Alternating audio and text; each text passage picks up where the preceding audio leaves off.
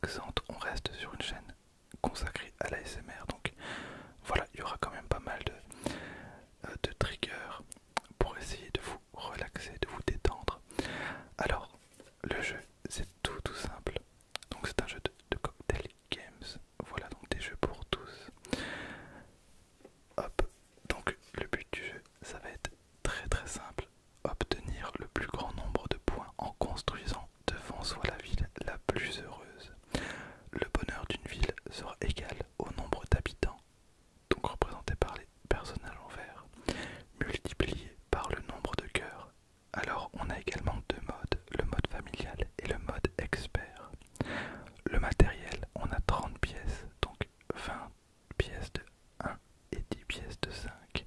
On a également 140 cartes, on a une carte Prums, on a également 66 cartes bâtiments, donc avec 3 dos différents, je vous expliquerai juste après. On a 5 Happy Market, 12 habitations, 56 bâtiments spéciaux. Je vais en profiter pour faire un petit peu de tapping, parce que le tapping c'est trop cool, c'est trop cool.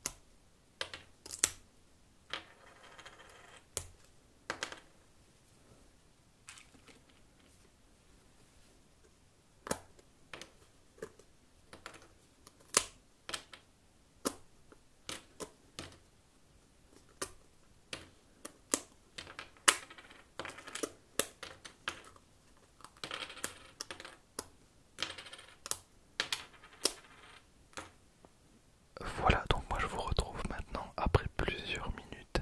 Je sais pas exactement ce que j'aurais laissé au montage parce que c'est vrai que les pièces, voilà, on fait pas mal de bruit. J'ai pas envie que ça soit désagréable, donc bon, je verrai ça tout à l'heure. Alors on a maintenant donc la boîte vide parce que j'ai également pris le temps de trier les cartes hein, pour que ce soit plus sympa. Voilà, donc comment ça se présente? On a trois emplacements différents. Donc deux emplacements pour mettre les paquets de cartes. Voilà, et un emplacement pour mettre toutes les pièces. Donc voilà, c'est plutôt bien fait. Alors on va mettre directement les pièces.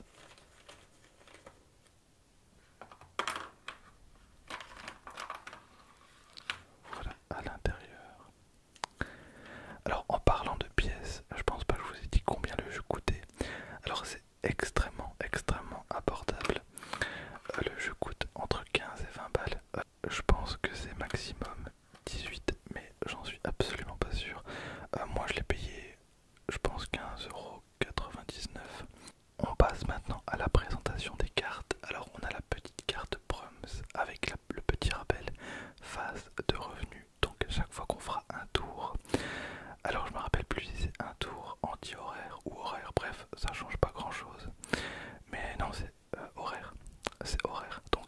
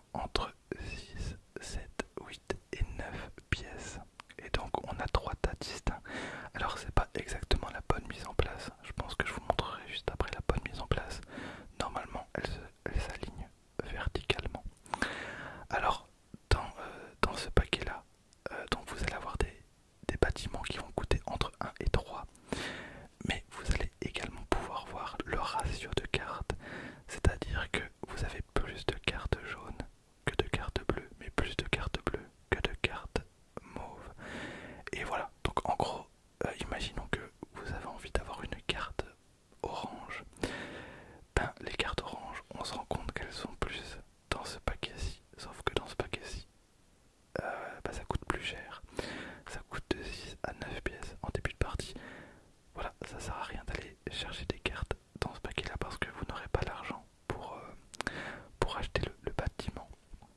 Voilà, on va regarder les cartes en détail. On va commencer par les plus petites.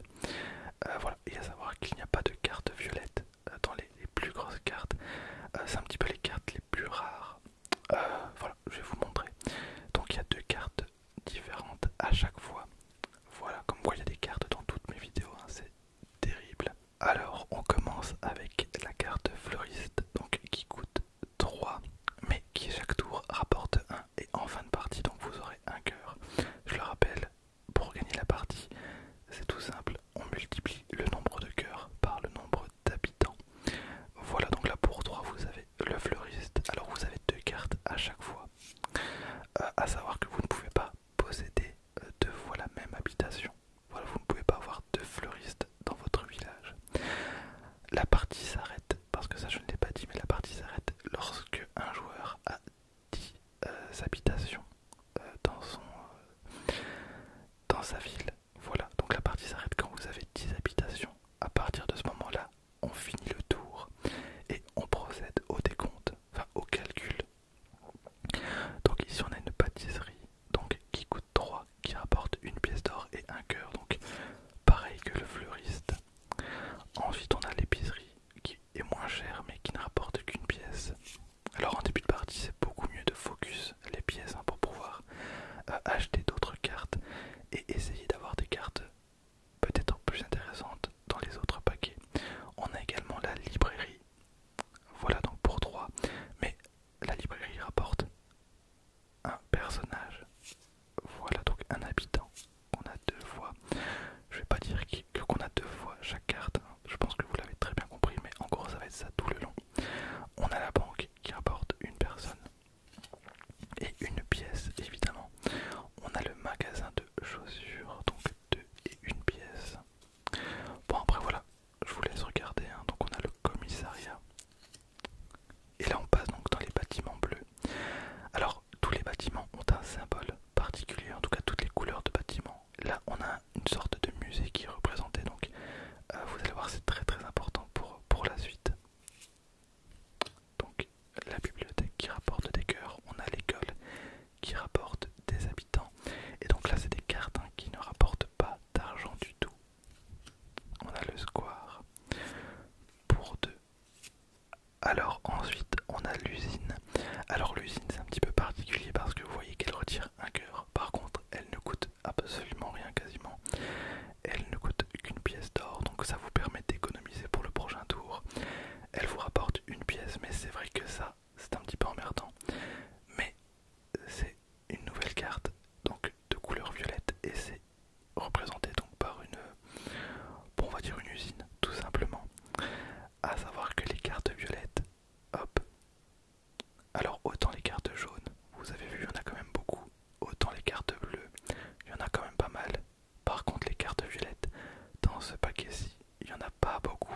Ensuite on a des cartes, j'appelle ça légendaires parce que c'est orange, mais c'est une déformation professionnelle. Donc c'est pas, on va dire que c'est très très rare de tomber sur des cartes orange et très très rare également de tomber sur des cartes vertes. Voilà, sauf que des cartes orange, vous en avez énormément dans le troisième paquet. Et là on va dire que c'est kiff kiff. Mais ici vous n'avez pas de cartes violettes, et ici le nombre de cartes violettes est relativement bas également. Donc parfois ça vaut le coup, d'avoir une petite carte violette parce qu'il n'y en a pas tellement, Donc ça c'est un petit peu vous qui voyez. Donc on a l'usine. Ensuite on a la scierie. La scierie donc cette fois-ci qui retire également un cœur. Donc voilà. Donc qui rapporte une pièce et qui coûte une pièce. Et on termine avec... non on termine pas, mais on a l'igloo. L'igloo donc une toute petite carte mignonne. Un petit igloo. Voilà qui est trop trop bien. Qui coûte 3, qui rapporte un habitant et qui rapporte une pièce en début de tour. Donc elle est très très sympa.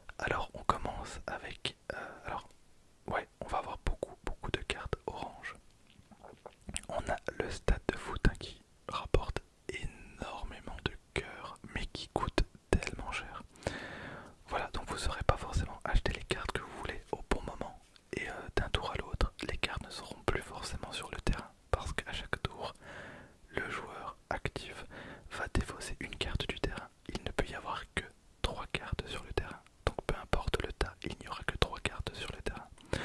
Et à chaque tour, il peut en défausser une et en acheter une. Donc il y a 2 cartes qui vont possiblement disparaître.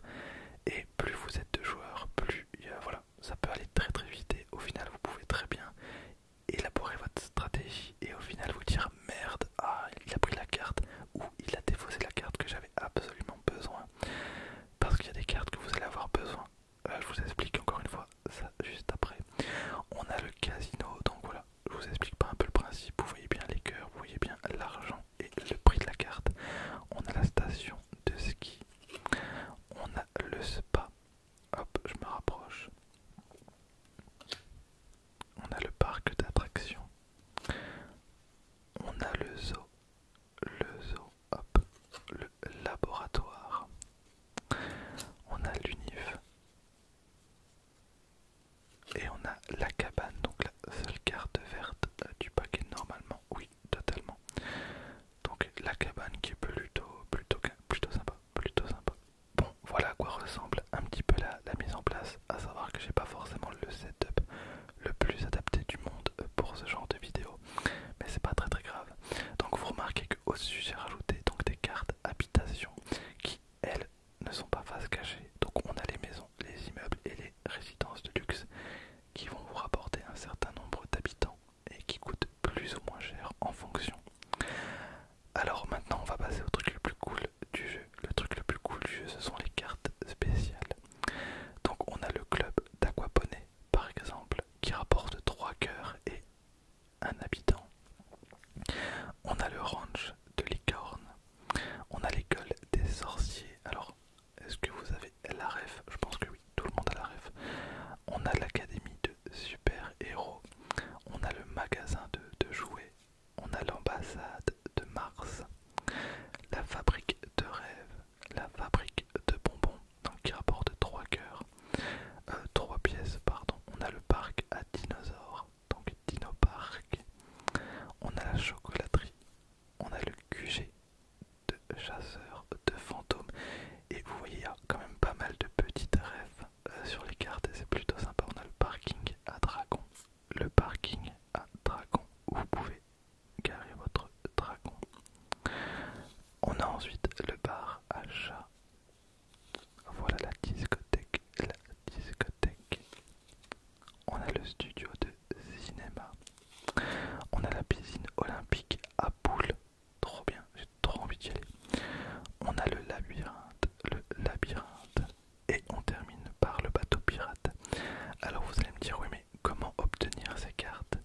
Et bien c'est très simple. À chaque début de partie, vous allez prendre un certain nombre de cartes au hasard. Parmi ce tas, donc voilà, il y a un tas de cartes spéciales. Vous prenez un certain nombre qui va dépendre du nombre de joueurs, plus 2. Si vous jouez à 5, vous en prenez 7. Voilà. Et pour obtenir ces cartes, il va falloir obtenir des conditions. Donc par exemple, pour avoir le QG de chasseur de fantômes, il va falloir avoir dans votre ville donc 2 cartes vertes et une carte château, donc une carte orange. Alors une fois que vous avez rempli les conditions, vous pouvez directement rajouter la carte à votre ville.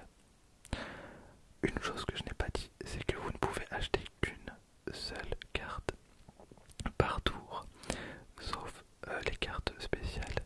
Dès que vous avez les conditions remplies, vous pouvez directement la rajouter à votre ville, ce qui peut vraiment vous avantager. Donc là on est vraiment sur des cartes plutôt sympas. Donc par exemple ici, donc pour la chocolaterie, il faut 2 cartes bleues, une carte verte et une carte orange. Mais attention, vous ne pouvez avoir dans votre ville qu'une seule et unique carte spéciale. Donc va falloir, voilà, penser à celle qui vous intéresse le plus. Il y en a qui sont plus intéressantes que d'autres, mais vous allez être peut-être plusieurs à vouloir absolument la carte, ce qui va entraîner quelques prises de risque. Voilà, imaginons par exemple, voilà, que vous voulez absolument cette carte-là qui est très sympa, qui rajoute 2 personnages et 2 cœurs. Mais pour pouvoir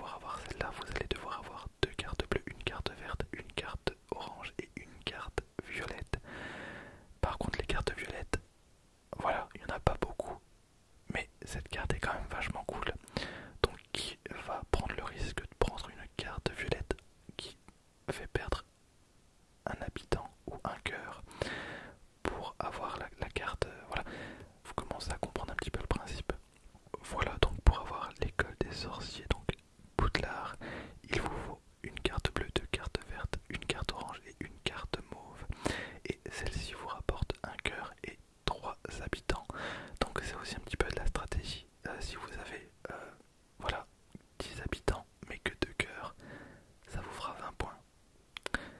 Voilà, donc c'est à vous de voir un petit peu ce que vous avez envie d'avoir. Le but à la fin, c'est d'avoir le plus de points possible. Et donc ces cartes-ci, normalement elles sont en dessous. Bon là, j'ai pas la place, mais il faut imaginer qu'elles sont en dessous.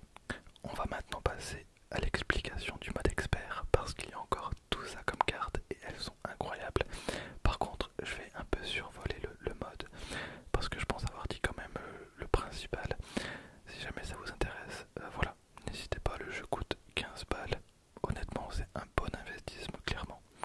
Alors, pour le mode expert, pardon, vous avez donc des Happy Market, sauf qu'en début de partie, vous allez devoir choisir un Happy Market de couleur.